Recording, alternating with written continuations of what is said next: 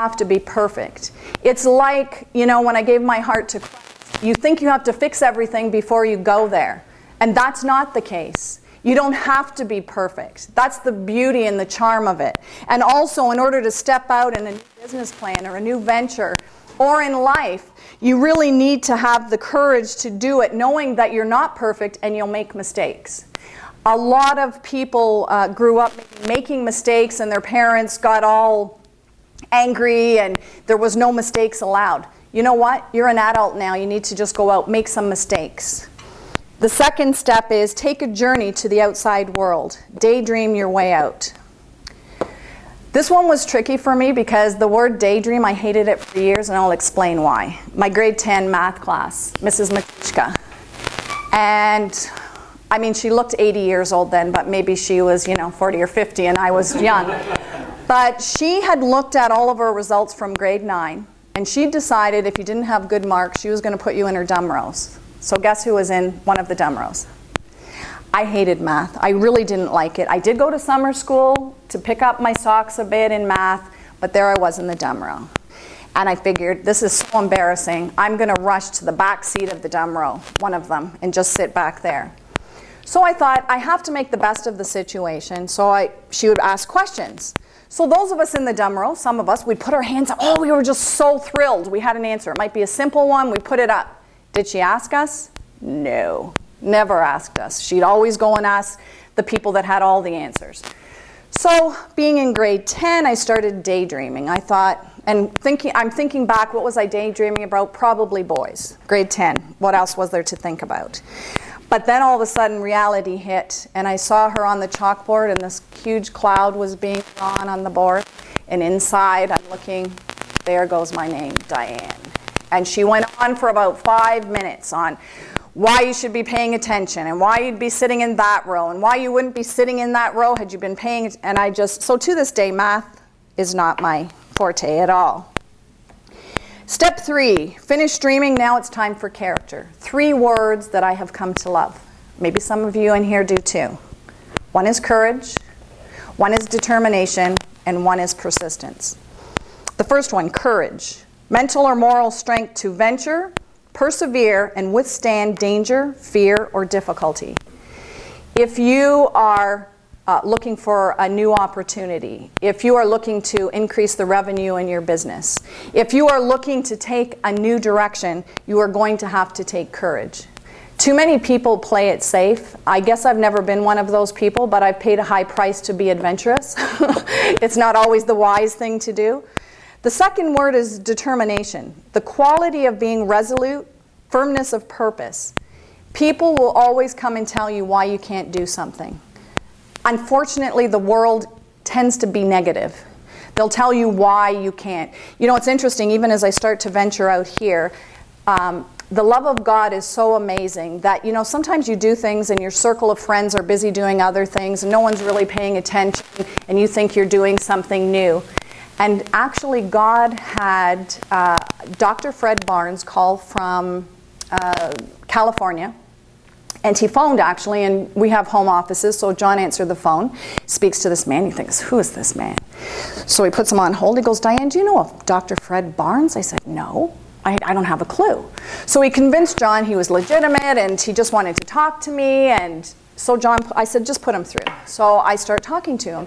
He had been to the website. He had read what I had written. And he said, I'm calling to tell you, I believe you have something to say. I just want to encourage you to continue.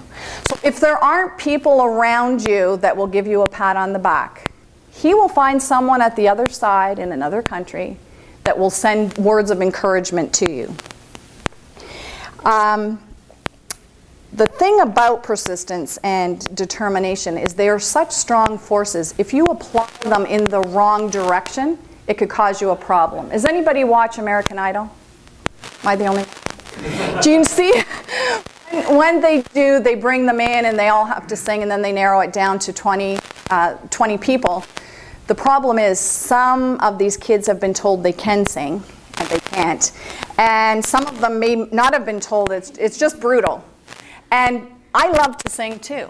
And my family will tell you I love to sing. But if they were asked, should she go and try out for a singing contest, they would say no. So because you love something doesn't mean that's where you're supposed to go. It's a passion in your heart.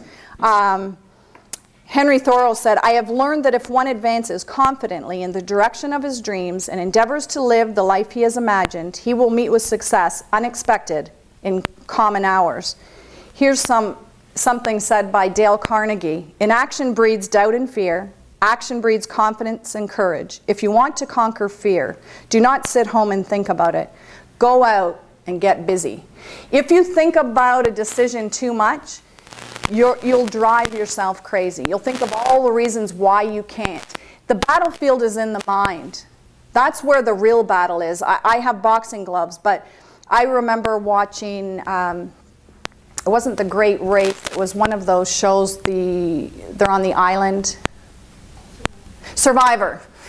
So there was this guy. He was a, thank you. He was a wrestler, a bodybuilder, and he looked so strong. And then they had some girls, teeny tiny bone girls, and they were there, and we were trying to figure out who's going to leave, who's going to break, who's going to get kicked off.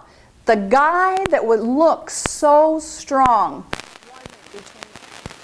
and he got kicked out. He wanted to get kicked out. He was, "Please take me, kick me out." And these little teeny girls, they got to stay in because they may not have been big physically, but between their two ears, they were strong. And I guess what I wanted to leave you with now is where I am now. Because I've told you the journey, I've told you what I've been through. I've realized that there are different seasons in life. And as I was putting this together, I had to think, because we're so used to living life, we sometimes have to go up 36,000 feet to look down on it and see what exactly we are doing. Anybody remember the Diane Ross song, "I'm Coming Out"? It's sort of, I'm not singing it. There's a new me coming out, and I just had to live, and I want to give, I'm completely positive. So once I've gone through that, I'm starting in sort of a new direction now. Something that I hope that you've seen sort of flows through the story I've told about my life today. I have a new website. It's Dynamic Living for You. I want to talk to anyone who will listen in terms of how to be passionate, how to find out what makes you tick. My position is CEO, which is Chief Encouragement Officer.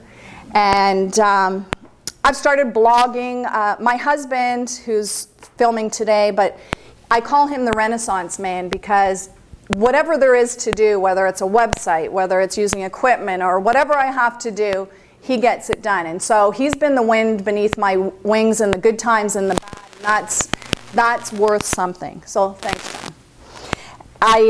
I'm just about to put a CD out, and no, again, it's not singing.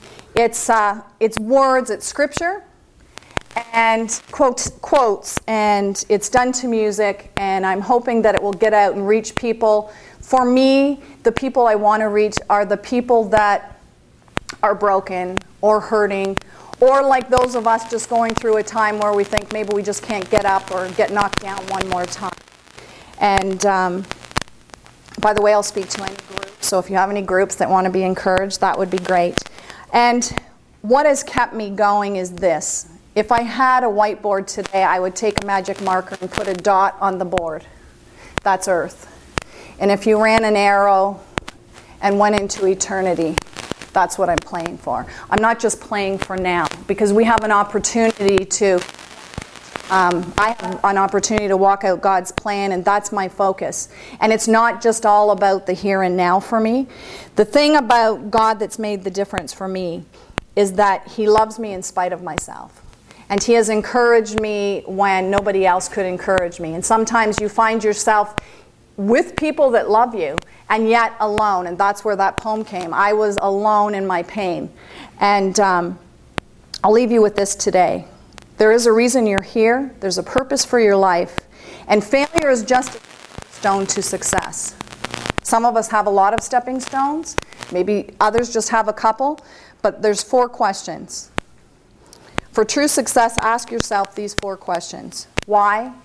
Why not? Why not me? And why not now? God bless you.